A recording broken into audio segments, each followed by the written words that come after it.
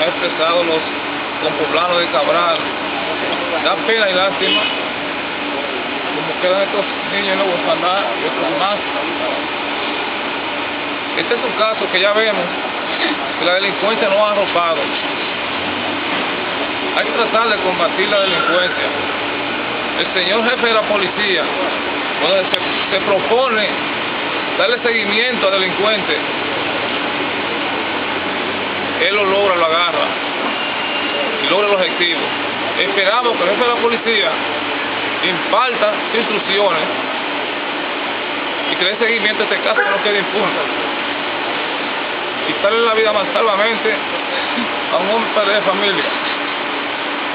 Esperamos que el jefe de la policía interponga sus buenos oficios a fin de dar con este caso. En el lugar del hecho hay cámaras donde se ve un carro con placa, se ve la entrada, todos los pasos que dan a la entrada hasta llegar al objetivo de lograr, el objetivo de darle muerte a mi hermano.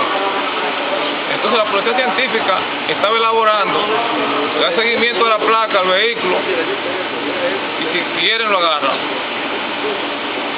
Eso ocurrió en la avenida Hermana Mirabal, Santo Domingo Norte, en la ferretería Cerámica Teja, ubicada en la ciudad Modelo.